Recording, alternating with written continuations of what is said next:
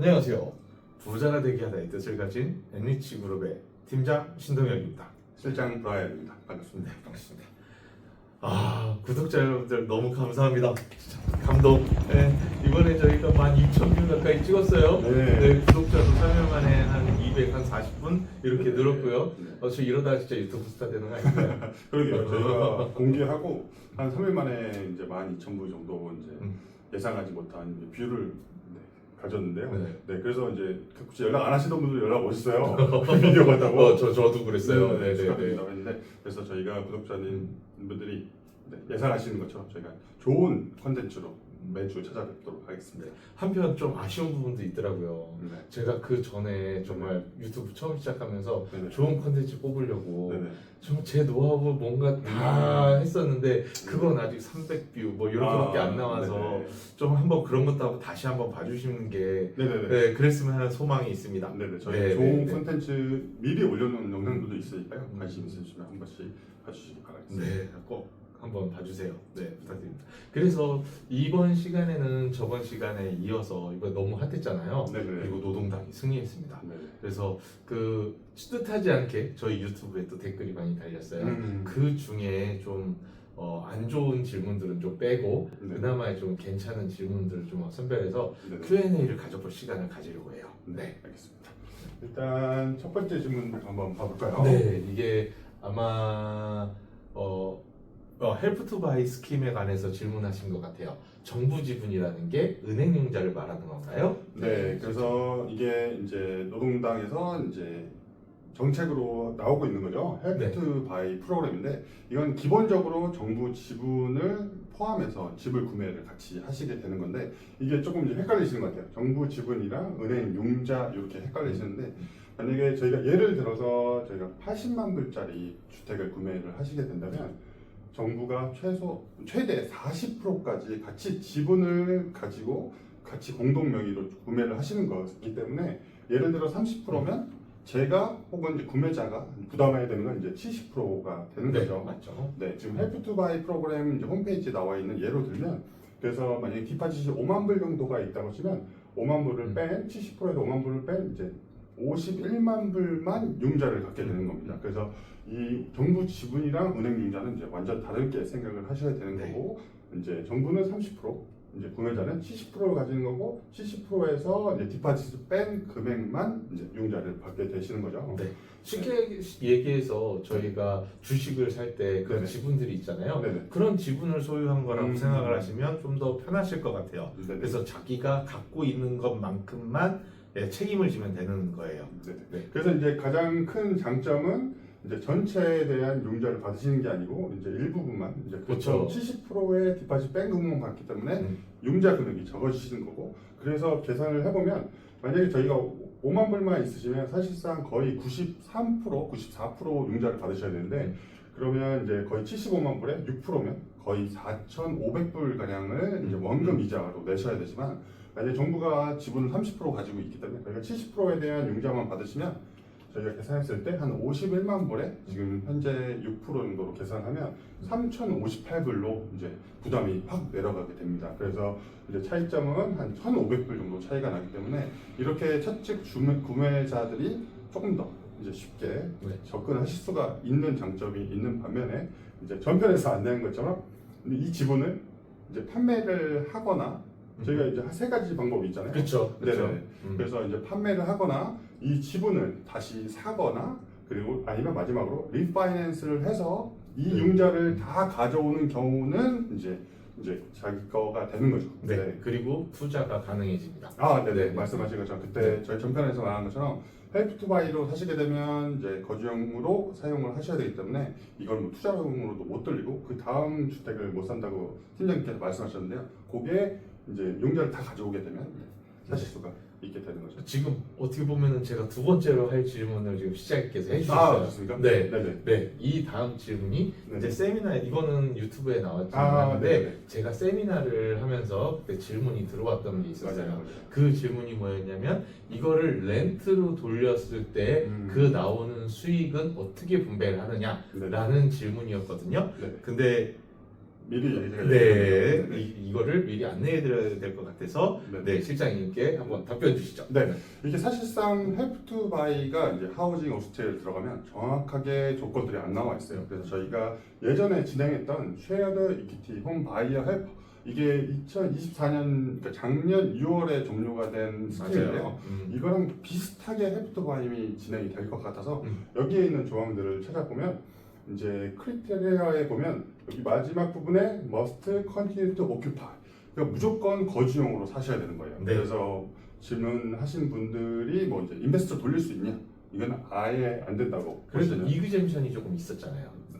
네네네. 보시면 이제 혹시나 이제 병원에 가서 너무 아파서 이제 거주하실 수 없는 경우에 파트너가 살 수 있거나 레노베이션을 해야 돼서 집을 비워야 되는 경우 이런 특정 조건에만 이제 그거를 뭐 인베스트로 살짝 돌릴 수 있지만 그 외에는 거의 안 된다고 보시면 됩니다. 그래서 헬프 투 바이로 하시면 무조건 오너 오큐파이로 계속 거주할 거라고 계획을 하시고 사셔야 되는 게 맞죠. 제가 첨언을 하자면 이거는 투자용으로 무조건 돌릴 수 없는 건 아니에요. 가능은 한데 이게 정부에 1년에 한 번 정도 리뷰를 했던 것 같아요. 네. 그 전에 스킴에 대해서는 네. 그때 리뷰하면서 승인을 받아야 하고요. 그리고 그 리뷰를 통하면서 이 정부 스킴을 이렇게 정부에게 돈을 갚아야 되잖아요. 네. 그렇다고 내가 갚을 그냥 무작정 뭐 1,000불이든 2,000불이든 이렇게 갚을 수 있는 건 아니었던 것 같아요. 네. 제가 보니까 5% 항상 네. 5%씩 요 정도 네. 갚았던 것 같아요. 5% 아니면 10%를 갚거나 아니면 15% 이렇게 5% 단위로 올라갔습니다. 네, 그래서 이런 거는 한번 정확하진 않으나 그 전에 사례를 비추었을 때 이렇게 생각해 볼 수 있다라고 생각해 보시면 될 것 같아요. 네네. 그래서 이제 노동장부가 이제 지난주에 이제 당선이 됐기 때문에 아무래도 저희가 예상은 아마 7월 1일부터 헬프 투 바이가 시작을 할 것 같고요. 그 전에 혹시나 조금 더 자세한 뭐 이제 그 조항이라든지 레귤레이션이 나오면 저희가 한 번 더 자세하게 안내해드리도록 하겠습니다. 네, 그럼 다음 질문으로 넘어가 볼까요? 네. 네. 또 다른 분께서 그럼 이번에 네이버가 승리하게 됐으니 기존의 FHSS 스킴은 사라지게 된다는 건가요?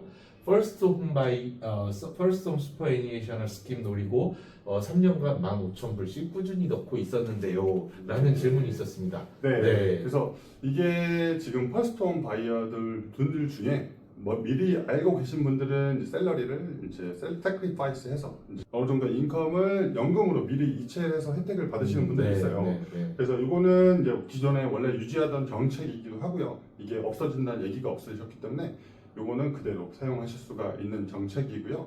요거는 들어가 보시면 굉장히 길어요. 네. 네. 이게 내용이 너무 많아서 사실 이야기가 쉽지는 않더라고요. 네. 네. 그래서 장단점만 살짝 말씀을 드리면 일단은 뭐 최대 5만 불까지 납부를 하시고 5만 불을 쓸 수 있는 장점이 있는데 이게 납부가 될 때 기존 텍스 레이트 뭐 일반적으로 30% 혹은 37% 받으시는데 그거보다 더 낮은 금액 15% 세율을 인컴으로 납부를 해서 받으실 수 있기 때문에 이제 세금적인 혜택은 있으신 거지만 네. 단점은 슈퍼네이션에 한번 들어가면 못 빼죠. 못 빼죠. 그래서 네. 정확하게 이제 뭐 지금 뭐 15,000불씩 15,000불 3년 뒤에 집을 살 거다라고 정확하게 계획을 하시고 그거를 세크리파이스 하셔도 이제 유지가 되는 상황이신 경우에는 정확하게 계산하셔서 진행하는 게 좋습니다. 네. 그래서 정말 길어요. 한 A4로 하면 한 10장 정도 되는 분량으로 그 정말 자세하게 조항들이 있기 때문에 이거는 정확하게 알아보시고 네. 진행하시는 게 좋을 것 같습니다. 네. 그리고 그리고 다음 질문으로 가볼까요?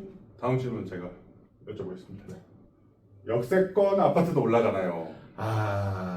이거는 노동당이 승리했다고 또 올라가느냐 그건 아닐 것 같아요.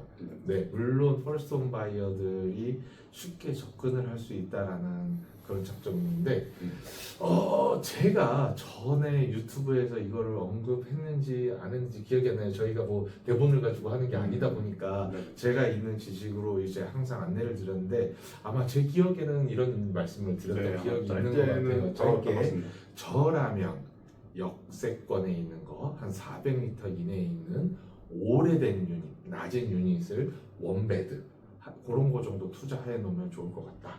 네, 이거는 퍼스트홈 바이어가 아니더라도 네, 이런 거 투자해 두면 좋을 것 같다라고 말씀을 드렸던 기억이 있어요.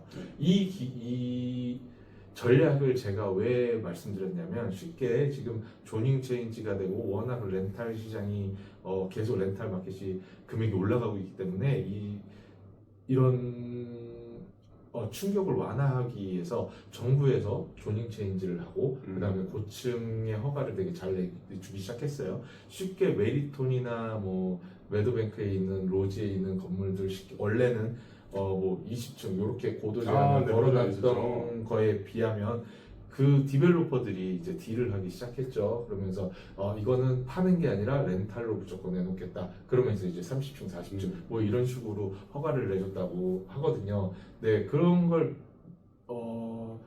비춰 생각을 해보면 지금 실예로 맥쿼리 파괴, 오래된 유닛 이렇게 낮은 거 있었잖아요. 그거 원베드, 투베드, 쓰리베드 상관없이 그냥 1밀리언의 디벨로퍼가 샀어요. 네, 그래서 이제 넉다운하고 이제 리빌드 할 계획을 가지고 있고요. 지금 부시지 않고 있는 아직도 저층 유닛들이 있거든요. 이미 계획은 하고 있어요. 그래서 사들이고 있는 추세였습니다. 네, 그거보다 뭐 현재 시세보다 조금 웃돈 줘서 네, 사들이고 있는 상태였고 그러면서 이제 KB에서 걸었는데 이런 걸 생각해 보면 역세권 아파트가 가격은 무조건 올라갈 수밖에 없다라고 생각을 해요. 실제로 저도 아파트 하나를 가지고 있고 그리고 뭐 2개를 가지고 있죠. 아파트만 따지면. 근데 그때도 아마 제가 전략을 설명할 때 그런 안내를 드렸던 것 같아요. 뭐 무조건 역에서 가까울 것, 그리고 쇼핑센터가 가까울 것, 그리고 있으면 더 좋고 뭐 이러면서 제가 이런 안내를 드렸을 것 같은데 가격은 올라갈 수밖에 없다라고 생각을 해요. 네, 그리고 조닝 체인지는 또 언제 어떻게 이루어질지 모르고요. 그리고 저도 실제로 싸게 사서 이미 캐피탈 게인을 좀 많이 봤어요. 제가 가지고 있는 것 중에 에이전트가 리얼 에이스트 에이전트가 너네보다 좀 안 좋은 컨디션인데 이미 이 가격에 팔았어. 제가 산 경우 가격보다 한 25만 불 정도 높았거든요. 그래서 그럼 너 팔 생각 있어? 이렇게 물어보는 거 보면 이거는 뭐 레이버 이런 것과는 다르게 무조건 수요가 있을 수밖에 없지 않나 싶습니다. 네. 답변 감사드립니다. 어떻게 질문에 대해서 조금 답변이 좀 지금 궁금한 것들이 좀 해소가 되셨는지 모르겠어요. 그래서 제가 생각하기를 다음 컨텐츠는 이번에 노동당이 됐으니까 저번에 다뤘던 게 어떻게 보면 펄스온 바이어들을 위한 그런 것들만 있었잖아요. 그래서 다음에는 아마 경제적인 부분에 대해서 노동당이 됐을 때 어떤 것들이 좀 있을까 한번 다뤄보고 싶어요. 네. 알겠습니다. 여러분의 웨스트 파트너 브라이언 실장이었습니다. 네, 팀장 신동혁이었습니다. 감사합니다.